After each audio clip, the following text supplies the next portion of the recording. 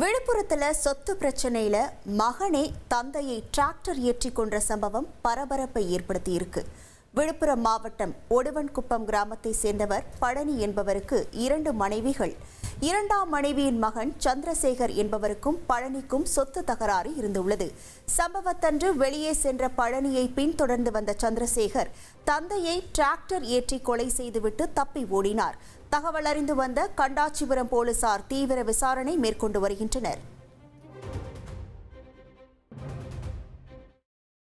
சென்னையில மது அருந்த side dish கேட்டு ரகளை செஞ்ச 2 இளைஞர்களை வட மாநிலத்தவர்கள் தாக்கின சம்பவம் அதிர்ச்சியை ஏற்படுத்தியிருக்கு.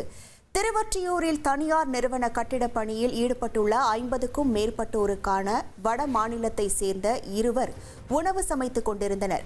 அப்போது அங்கு மது போதையில் வந்த 2 இளைஞர்கள் மது அருந்த சைட் டிஷ் கேட்டு மிரட்டி தாக்க முயன்றதாக கூறப்படுகிறது.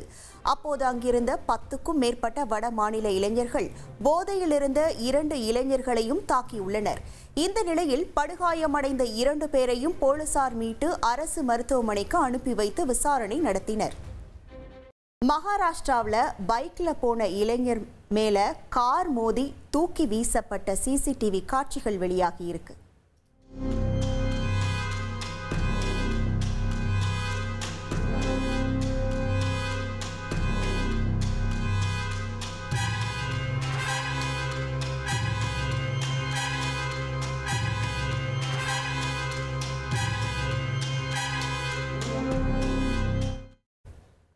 மகாராஷ்டிரா மாநிலம் புனேவை அடுத்த பிம்ப்ரி சின்ச்வாடி பகுதியில் பைக்கில் சென்ற இளைஞர் ஒருவர் சாலையை கடக்க முயன்றார். அப்போது எதிர் திசையில் வந்த கார் இளைஞர் மீது மோதியது.